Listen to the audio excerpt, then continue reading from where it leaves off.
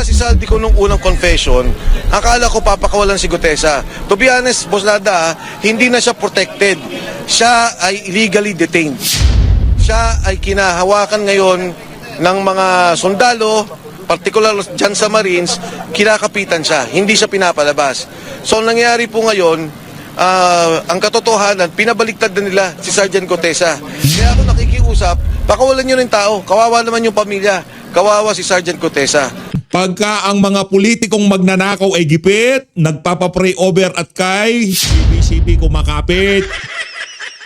Welcome po sa Opinion TV PH channel. Mga kababayan, sabay-sabay po natin panoorin ang balitang ito at sama-sama tayong mag-react sa comment section. Please support my channel. Like, share, and subscribe.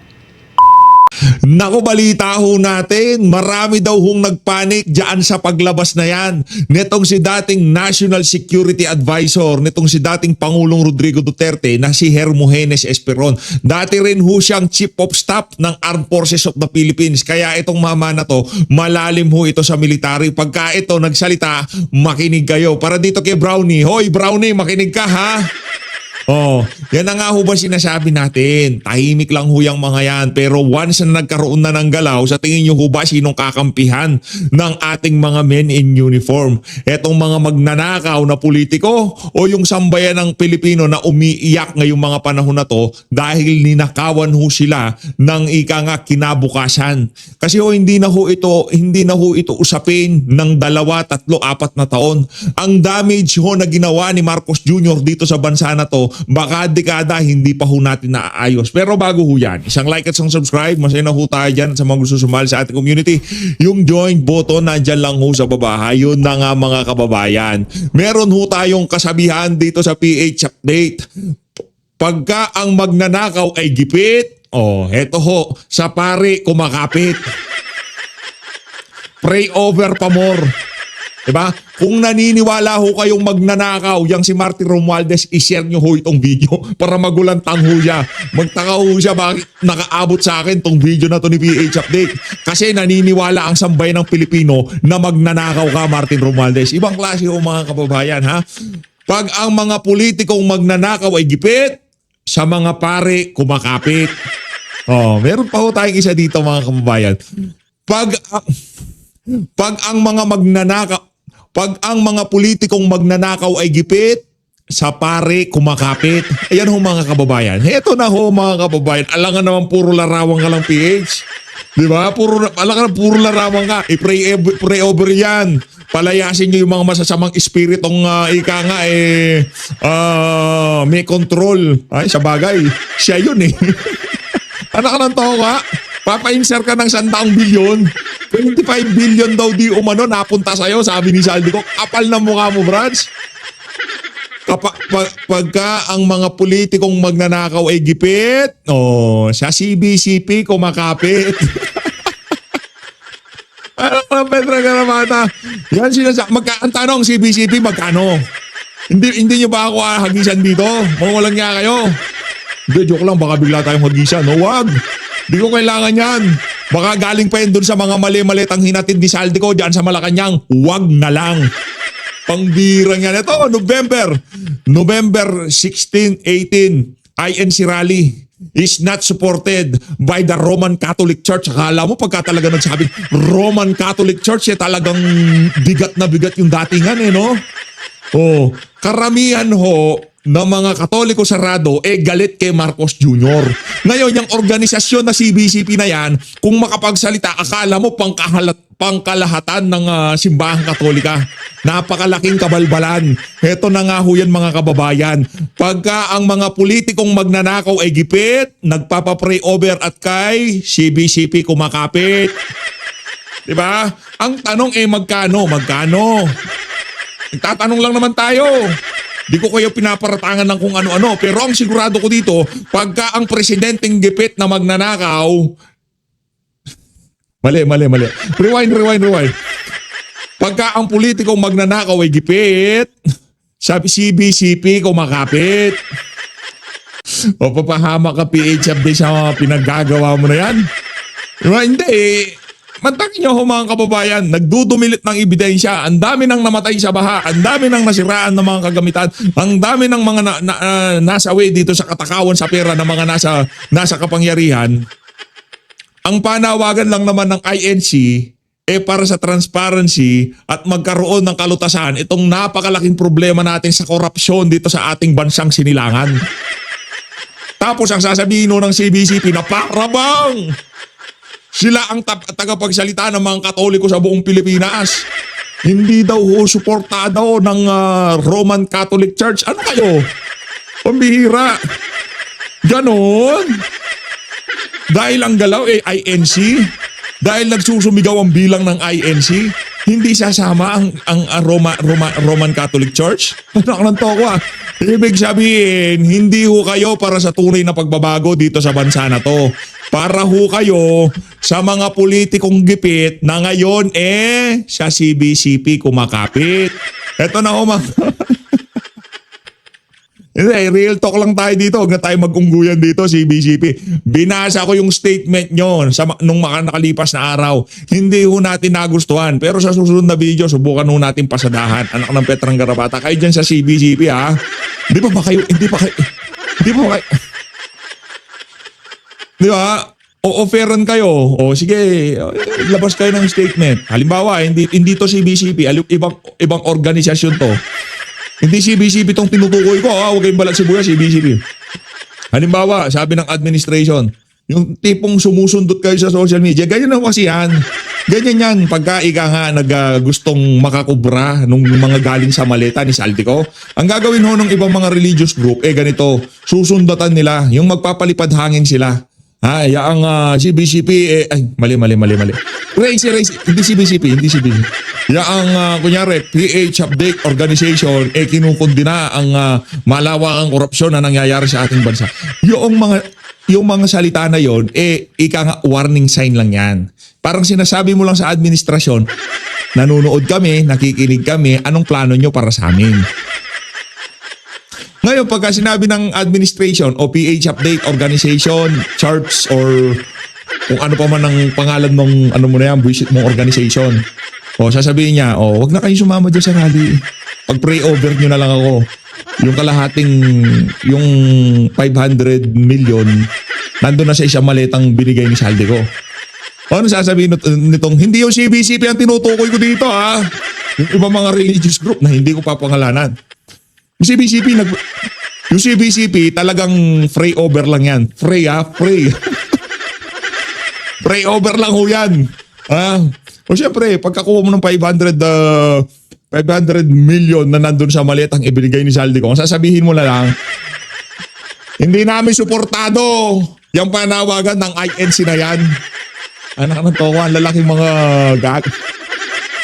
mukhang pera kayo, mamalangya kayo. Dito tayo kay Hermogenes Esperon, isa sa mga kilala, rinirespeto,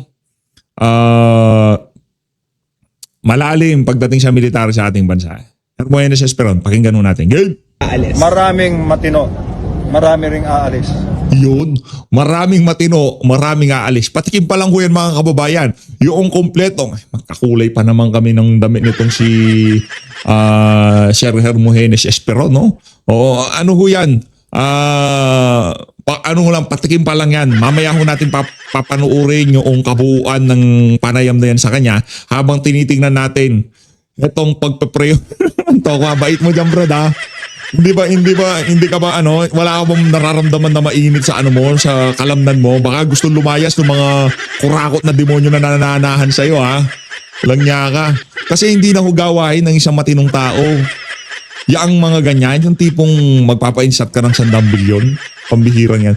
Eto na ho mga kababayan, tong si ate, gusto ko lang bigyan ng bigay sa kanyang spotlight, ika nga. Ate, ano ho bang masasabi nyo dyan sa mga kaganapan ngayon sa ating bansa? Game. She was right from the very beginning. Oh, she was right from the very beginning. Palakpakan. Nasabi ko Diba? She was right from the very beginning. Ito naman ho mga kababayan. 5 billion insertion na gustong gawin ni Saldico nitong si Martin Romualdez. Hindi pinayagan yan itong si Vice President Sara Duterte. Ang tanong, pagka ang presidenteng korap ay gipit, kanino kumakapit? I-comment nyo siya. Remember when she first revealed how a small circle in government was manipulating the nation's budget? People laughed at her. They called her names. They mocked her. They dismissed her warnings, but she never backed down.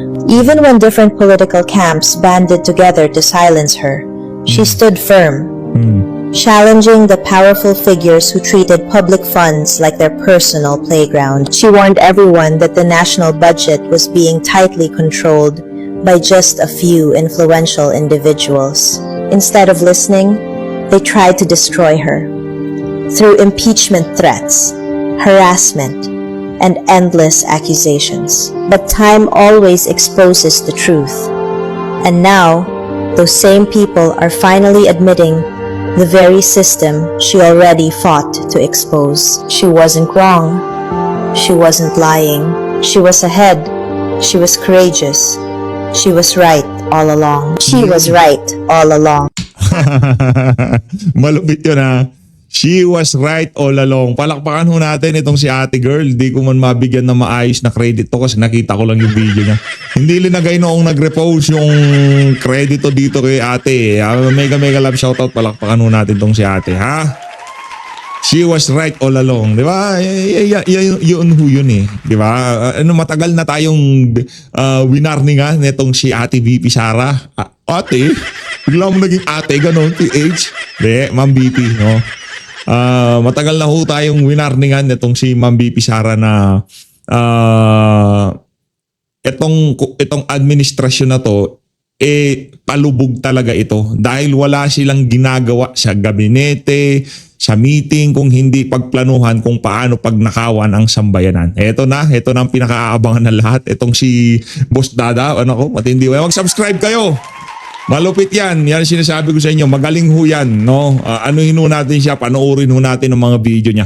Isa ho sa mga banateros at isa sa mga talagang sinusubaybayan nating vlogger. Kasi una sa lahat, maprinsipyo. Diba? Pangalawa, talagang hindi pa balabalentong ng ika nga mga kagaya ng ibang mga vlogger dyan. Diba? Ito straight lang to. Kung tama, pagka mali ka. Yan ang prinsipyo nitong si Boss Dada. Suportahan ho natin ha, Boss Dada TV. Hindi ko na ipa-plug dyan yung sikat naman yan eh. Search nyo lang, Boss Dada TV. Mapupunta na ho kayo sa kanyang YT channel. Oh. Shoutout, mega love shoutout dito kay Boss Dada. Isa sa mga iniidolo ho natin yan. Malupit tong mag-vlog yan. Kung yung pagbablog na lang natin, wala ho tayo sa kalingkingan yan. Idol yan, idol. Oh, pakinggan ho natin mga kababayan. Game!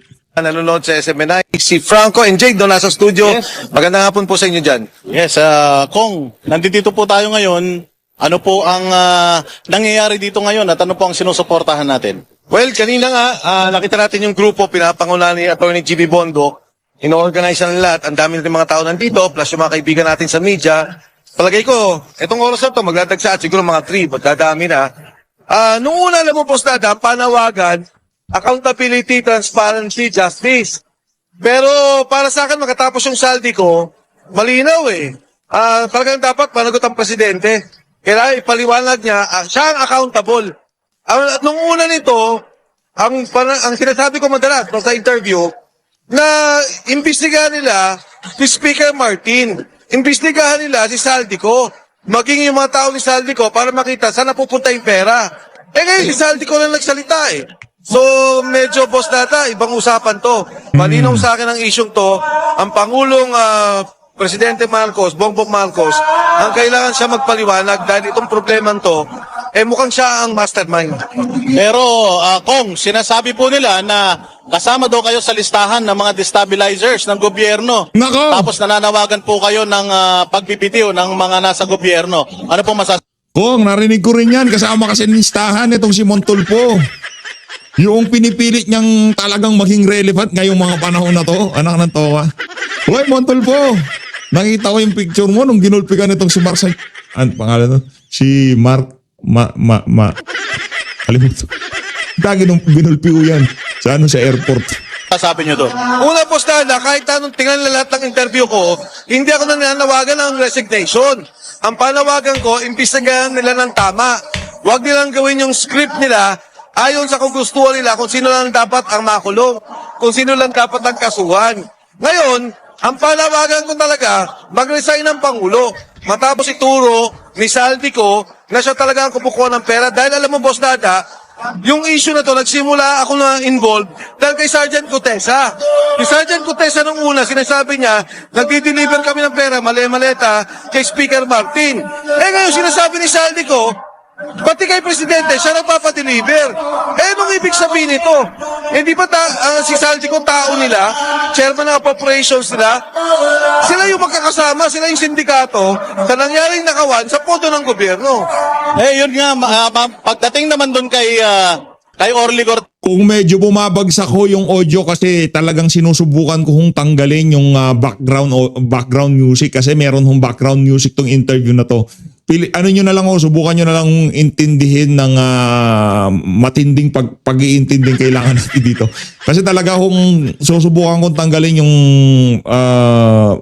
dito background music, no? kay Orly Gutesa, ang sinasabi nila si Saldico daw hindi dapat paniwalaan dahil hindi under oath. Pero si Orly Gutesa is under oath pero parang hindi pa rin nila pinapakinggan. Kasi nga, Boss Dada, gumagawa sila ng script ng sarili nila. Hindi nila talaga inaayos kung ano talaga yung dapat investigasyon at kung anong kailangan gawin na pagtuunan para makuha yung totoong problema at kung sino talaga ang mga involved dito sa nakawan. Si Gutesa, wala namang interes, hindi naman kasama sa kumuha ng pera, hindi contractor, hindi DPWH. Nung magsalita, tinitira nila. Imbis na hanapin nila yung nobeta pagkasama ni Orly Gutesa doon sa pag-deliver ng pera. Imbis na tingnan nila o patawag nila si Saldico o si Speaker Martin para pag-usapan talaga ano ba yung sinasabi ni Gutesa. Ngayon nagsalita ni Saldico, hindi na naman daw totoo. Kasi yung script nila, Labo, no? si Alcantara ang mastermind. Yung district engineer ng Bulacan, siya ang utak at doon lang sa Bulacan na nangyaring flood control problem. Paano yung Cebu? Paano yung Bicol? Paano yung ibang lugar? Lahat ng problema sa flood control, DPWH, DOH, DSWD, lahat yan sinausawan ng gobyerno ni Bongbong Marcos. At kasama nila dyan, si Saldico at si Speaker Martin Romualdez. Kung isa pang tanong, lumalabas na parang pinaiikot nila na ito daw si Saldico, pakawala ng mga Duterte. Ano masasabi mo naman dyan? Paano? Si Saldico, yan nga si Saldi, kaibigan ko si Saldi kaibigan ko Speaker Martin. Si BBM, tinulungan ko ng eleksyon kasama si Inday Sara, yung unit team. Wala akong magagawa at patatapos ang pagkikipagkaibigan namin kung sila nagnanakaw sa gobyerno at ilalapastangan ng taong bayan. Palakpakan. Yan lang naman matatapos ang suporta ng bawat isa sa atin dito sa PH Update sa isang politiko o individual pagkaiga nga doon sa prinsipyo na dapat tulungan mo ang sambayan ng Pilipino ang ginagawa ho nitong mga to pag nakawan nila ibang usapan na ho yun. Si Saldico, matagal na bossing yan. Chairman ng appropriations, siya gumagawa ng budget. Sino kasama niya? Si Speaker Martin Romualdez. Nung una, yun lang din ang sinasabi ko. Ngayon, malinaw Nagdi-deliver ng pera, 25 billion kay Presidente Bongbong Marcos. Sabi nila, hindi totoo. Hintayin pa nila. Maraming pang sasabihin si Saldico.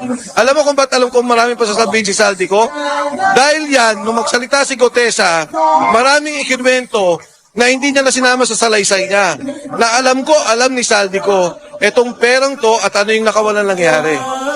Sa tingin niyo po ba, aatin pa po si Orly Gutesa sa Senate inquiry? Alam mo, Boss Dada, yan ang aking panawagin Nung nagsalita si Saldico nung unang confession, akala ko papakawalan si Gutesa. To be honest, Boss Dada, hindi na siya protected.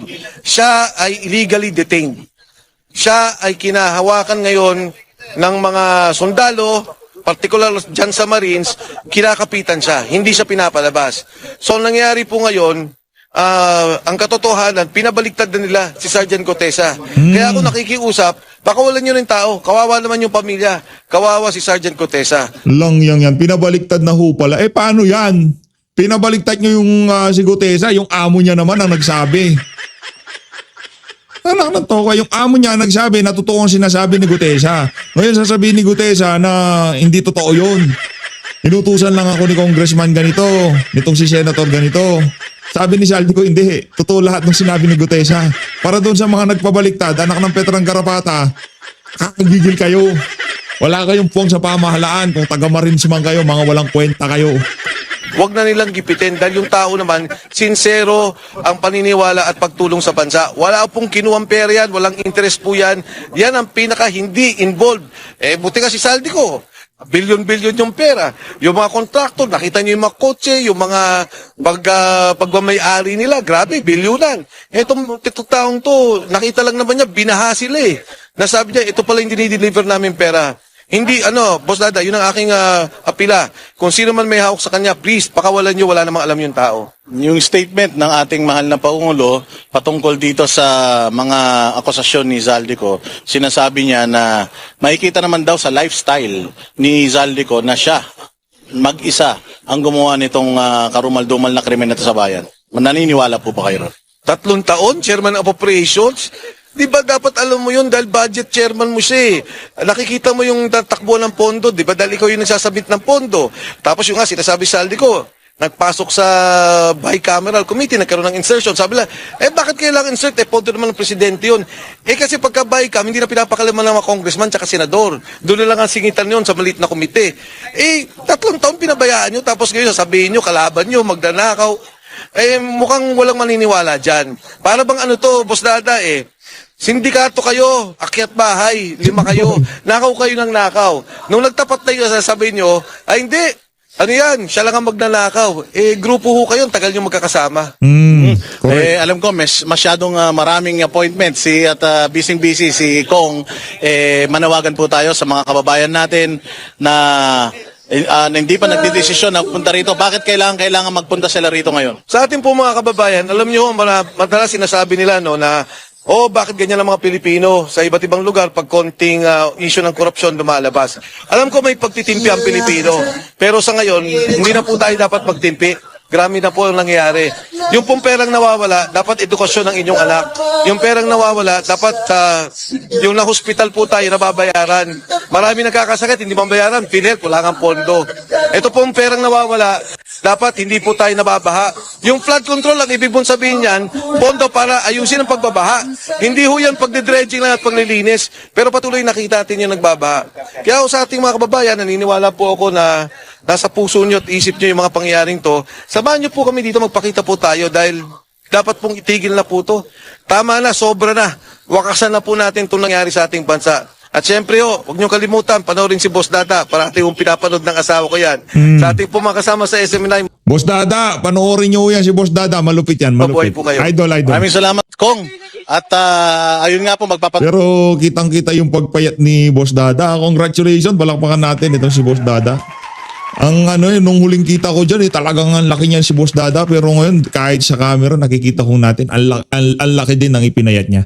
Lipat na ho tayo dito kay Hermogenes Esperon. Ito ho, dito ho tayo sa SMNI. Ating National Security Advisor ng Duterte Administration. Walang iba kundi si General Hermogenes Esperon. Gen, good afternoon, magandang hapon po. Welcome po dito sa SMNI. Magandang hapon, Jason, at magandang hapon sa ating mga kababayan, lalo na yung mga sumusubaybay sa mga programa ng SMNI. Saludo. Huwag niyo kong kalimutang mag-subscribe dyan sa SMNI. Yan ho ang isa sa mga mapagkakatiwalaan ho nating network ngayong panahon ng lahat na lang na naririnig natin sa television at radyo. Di natin malaman kung lilinilito ba tayo, iliniligaw tayo, ilinili siyang usapan, pinagtatanggol si ganito, pinagtatanggol sa ganyan. Dyan sa SMNI, kung ano ang balita, kung ano ang totoong nangyari, wala akong palipitan dyan. Kung ano lang, yun lang yun. At yung mga sumusubaybay dito sa rally ngayon, dito sa EDSA. Sir, bakit po mahalaga itong sinasagawa nating protesta dito ngayon at bakit po tayo nakikiisa dito sa anti-corruption rally? Alam mo, Jason, kinararangal talaga namin, kinararangal ko 10 ng aking mga kasama dati sa serbisyo at mga kaklase tulad ni Admiral Carlos at yung iba pa na mapasama dito ngayon. Ito ay aming pakikiisa sa sambayanan na lumaban sa korupsyon na talagang sumisira na sa ating bayan. Alam nyo, itong korupsyon na to, napakalaki na ng impact o epekto nito sa ating kabuhayan at ekonomiya. alam niyo bang ang inflation ngayon ay hindi na natin maisip ang kamahalan ng mga bilihin ngayon. Kaya yung mga ating mga kababayan, lalo na sa mga daily wage earners, yung mga arawan kung magsweldo o buwanan man, ay talagang nahihirapan dahil sa kamahalan ng bilihin. Bakit mahal? Isa na dito, makikita mo kung anong epekto ng korupsyon sa ekonomiya. Yung ating foreign direct investments ay bumaba ng 40%. Napakalaki. Yung ating stock exchange Magsisimula na po tayo. from 6,200 naging 5,600 na lang ngayon ang index. Yung ating piso, dati-dati nasa 56, ngayon 59 mahigit na. Sir, bilang dating National Security Advisor, ano yung maipapayo po ninyo sa gobyerno para matiyak po ang transparency at pananagutan sa mga opisyal ng gobyerno? Dahil ito yung panawagan ng taong bayan na may managot na mga government officials sa gitna ng lumalalang issue po ng korupsyon. Ang masasabi ko lang, kailangan talaga natin ng transparency and accountability at baguhin natin yung sistema ng governance, lalong-lalo na sa paghawak ng pondo. At ang isang specific na recommendation ko dyan, gamitin na natin ang blockchain at artificial intelligence Ayan, meron din po tayo mga upuan. para sa budget ng Pilipinas, sa DBM, pati na rin sa COA, sa Securities and Exchange Commission, sa BIR, sa Bureau of Customs, at iba pang departamento, lalo sa DPWH. Siyempre nakita na rin yung mga banda, di ba? Nang sa ganon, ay alam natin kung saan napupunta ang ating kaban ng bayan. Alam natin kung sino ang kumukuha ng ating pondo. At kung pagbabago ang kailangan reforma, isa sa panukala ko ay magkaroon tayo ng constitutional convention kaagad upang mabago ang mga sistema hindi lang sa struktura ng gobyerno kundi sa pamamaraan ng governance. Nakita ko kanina sa isang malapit na eskwelahan ng mga high school at elementary. Alam mo, ang karato lang nandun, nakita ko, no to corruption, yes to accountability, yes to good governance. Biro mo, mga bata yon at saka mga teachers, yun ang sinasabi nila. Alam ko, yun din ang gusto na nakakarami. Ito ngayon ang gustong gawin dito ng mga taong nandito. Good governance, accountability, and no corruption. Sir, paano niyo po tinitingnan yung papel ng militar at ng mga uniform personnel sa mga ganitong uri ng pampublikong protesta, especially po, General, sa laban natin kontra korupsyon? Alam mo, nag-chief of staff ako, hindi ba? Nag-chief ako, nag-commanding general ako ng army. Yan. Sa active service, may talagang katungkulan yan upang sumunod sa constitutional duties nila. Meron dyan chain of command, pero ang nangingibabaw dyan is securing the land and protecting the people.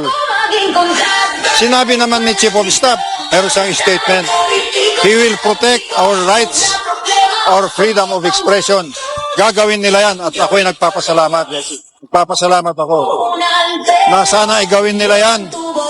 At kung magkaroon man ng conflict ang gobyerno at ang tao, sana ay bigyan nila na mabigat na konsiderasyon ang tao Sa tingin niyo, para sa tao. sa tingin niyo, General, ano ang pinakamalaking banta sa national security kung hindi matutugunan ang panawagan ng taong bayan na labanan, tuldukan na ang korupsyon? Para matuwa kayo. Alam mo, if I may define national security, sasabihin na namin sa inyo yung dalawa. national security is a condition or a state where the welfare and well-being of the Filipino people, Pati kami. where territorial integrity and sovereignty, where our government efficiency of institution, Yung araw na ito, where our culture and way of life are preserved or protected or enhanced. Ngayon, ano ang sinasabi mong epekto sa national security? Lahat. yung pataas ng pataas. Dahil sa corruption, apektado yung well-being ng Pilipino. Mataas ang bilihin, masama ang ekonomiya. Dahil sa korupsyon, wala kang pambili para sa modernization ng armed forces, territorial integrity, para sa pondo ng sundalo, pulis, at Coast Guard. Yung iyong government institutions ay sira-sira na rin tulad na nakikita natin ngayon sa public works. Wala nang maniniwala. Sino pa ang magbabayad ng buwis kung hindi naman naniniwala sa gobyerno? Yung ating way of life ay hindi na natin masunod. Dahil ang demokrasya ay nanganganib pag ganitong mahirap ang ekonomiya at ang tao ay galit na galit. Yung alam mo yun, yung kunyari. Sir, sa kasalukuyang klima ngayon ng politika, ano po ang nakikita ninyong pinaka-epektibong paraan para maibalik yung tiwala ng mga taong bayan sa gobyerno? Tinawag na yung Alam mo sa parting yan, sigaw dun sa artista. mayroon tayong commander-in-chief at presidente. Malala. Para sa akin bilang galing ng militar, natatandaan ko pa rin yung command responsibility Matapos hindi niya. or presidential prerogative and presidency responsibility. Kasi kapag nagpe- Kung may problemang nangyari sa bayan, responsibilidad ng presidente yan. performance level. Kung may masama, kailangan hanapan niya ng solusyon Ano? at remedyo. Kung kailangan may mga palitan, kailangan palitan. Kung kailangan may baguhin, baguhin. Kaya pabayaan natin ang ating presidente, ang ating pangulo na mag-isip. Responsibilidad niyan. Kung hindi niya kaya, mananagot siya sa tao, sa ating mga kababayan. Sir, bilang panghuli na lang po, anong mensahe po natin sa ating mga taong bayan, especially sa ating mga men in uniform, sa ating mga kasundaluhan, at sa lahat ng otoridad po, especially sa nagpapatuloy natin na laban kontra korupsyon? Unang-una sa mga kasama kong retirado na nandito sa EDSA, o nasa Luneta, o nasa Cebu, o nasa Davao, o iba pang lugar sa Pilipinas o sa ibang bansa. Ako ay nakikiisa sa inyo, sa inyong galit sa korupsyon. Kung kaya nyong sumama dito sa rally, sumama kayo. Kung hindi man, samahan nyo kami online o suportahan nyo itong mga kababayan natin na pumupunta sa rally. Suportahan Sa mga natin. active na soldiers, na kasundaluhan, officers, gawin ninyo ang inyong constitutional duty. Iba sa'yo nagmano. Just remember, we are the protector of the state and the people. Halina kayo dito, pumasok na kayo. May problema dito, pati ata yung mga taga-AFP tsaka PNP, yung mga high rankings dyan pinadalhan na ho ata ng yung ibang maleta atang pinadala ni Saldico dito kay Marcos Jr. di umano. Baka yung ibang mga maleta, General Esperon pinadala na dito sa mga high rankings na to. Kasi kung tatanungin ho natin yung mga yung mga nasa mga mabababang rango, yung mga SPO, meron pa bang ganun? May mga basta yung mga nasa baba. Kung yan ang mga tatanungin, gusto ho nilang mabago ang sitwasyon Kasi yung sahod ho niyan parang tayo lang ho yan, yung mga ordinaryong Pilipino na hindi kagaya ng kanilang mga boss. Yung mga mga general, di ba? Hindi ho ganun kalalaki sweldo nila. Kaya pagka tumaas ang kuryente, tumaas ang tubig, tumaas ang pagkain, presyo ng pagkain, mga pangunahing bilihin, nararamdaman ho ng mga yan. Napapamura din ho yung mga yan. Hindi lang ho sila makasali dahil nga trabaho nila yun. Pagka inutusan sila, kailangan nila sumunod kahit labag sa kalooban nila. Diba, kita naman ho natin mga kababayan na yung ibang mga pulis talagang kitang-kita ho natin na ayaw na rin ho nila ang nangyayari na to sa ating bansa. Kung magkaroon ng conflict ang state o government at saka people, sana ay bigyan ninyo ng importansya ang ating people, ang ating mga kababayan. Alam nyo yan. At saludo ako sa inyo dahil mayroon kayong statement to respect freedom of expression and freedom of assembly. Tama ako. Maraming salamat po, General. At yan po, mga kababayan, ang dati Ayun na nga ang statement nitong si dating National Security Advisor Hermogenes Esperon. At ngayon naman ho mga kababayan, siguro pwede na ho tayong magpahinga na sabay-sabay. No? Good night sa lahat ng mga kasama nating Pero para doon sa mga kababayan nating OFW na dyan sa bansang kinaroroonan nyo, umaga pa lang, magandang umaga, di ba? Bukas tuloy-tuloy pa rin ho pagkatapos ho ng video na to, tuloy-tuloy pa rin ho ang pagantabay natin sa mga kaganapan ngayon sa ating bansa. No? Hindi ho natin pwedeng palampasin itong mga na to. Kailangan itong makita, especially ng mga kababayan nating OFW. Pero hanggat maaari, kung kakayanin, kung makakapunta ho tayo bukas yan sa dyan sa Luneta o di naman ho kaya kung dyan sa kinaroroonan nitong si General Esperon, kasi dalawang grupo ho yan dyan sa People Power Monument at isa dyan sa medyo malayo ho yung agwat na yan, tinignan ho natin sa mapa. Ang pinakamalapit dyan sa dalawa na yan, kung atin titignan yung sa Luneta, mas malapit ho yan sa Malacanang. Nasa ilang minutong paglalakad lang yan, nandun na ho kayo sa tarangkahan ng Malacanang. Ngayon, ang problema dito, lahat ng mabibilis na ruta papuntang Malacanang galing dyan sa Luneta Park, binarkadahan na ho ng mga barbed wire, mga pulis at kung ano-ano pang mga pwedeng pangharang sa mga galit na Pilipino na gusto ng tapusin lahat ng kabalbalan na to. Hindi ho natin alam kung anong dala ng bukas at kung ano man ang dala ng bukas. Pagka sinabi ng sambayan ng Pilipino, tapusin na natin to, tayo ay magigisa. Pag sinabi ng sambayan ng Pilipino, kaya pa namin ng 3 taon, wala ho yung problema. Isang taon pa ho na si Marcos Jr. ang presidente. Hindi ho natin malaman kung meron pa ho tayong ngayon naghihingalo na Pilipinas. Kumbaga sa ospital ang ating bansa ay naghihingalo. Meron hong sakit, merong kanser. At ang yung lunas na dapat maibigay sa kanya, agarang lunas, makakapagbigay ho niyan si VP Sara. Siya magiging doktor dito. Kaso ang problema, yung caretaker ng naghihingalong Pilipinas, pinipilit na dinadala sa mga albularyo. Kaya ng albularyo yan, kaya ng ganito yan, biogesic lang yan, di ba? Pero hindi ho yun ang kailangan ng bansang to. ICI lang yan. Imbestigahan lang yan, pakulong lang yan, hindi ho yun. Yung cancer na pwedeng pigilan ng paglala, pagkamatay ng bansa na to, makakapigil ho nun yung isang individual na meron talagang tunay na pagmamahal sa bayan at handang maging leader at talagang pinanganak siya dito sa tungkulin na to. Hinanda ho siya ng panahon para dito sa mga panahon na to. Kailangan ho natin ng isang Sara Duterte na mamumuno sa Pilipinas.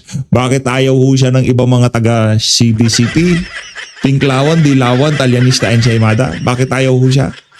Kasi hindi na ho sila kikita. Bakit ayaw ho siya ng mainstream media? Kasi hindi na ho sila kikita. Kailangan na hong bayaran ng mga oligarkong amo nila yung buwis na karampatan na dapat ibayad sa gobyerno. Yan ang dahilan kung bakit may kanya-kanyang interes ang bawat isang galit na galit kay VP Sara. Pero tayo hong nagmamahal sa tunay na pagbabago at sa mga Duterte na naniniwala tayo na sila maghahatid ng tunay na pagbabago, talagang si VP Sara lang ngayong mga panahon na to ang nakikita natin na mamumuno sa atin ng merong utak, tapang, tunay na malasakit at pagmamahal dito sa bayan na to. So always, maraming salamat sa pagsuporta sa PH Update. Mag-ingat po kayong lahat. Mahalin natin ang Pilipinas. Tuloy-tuloy lang ho tayo mga kababayan.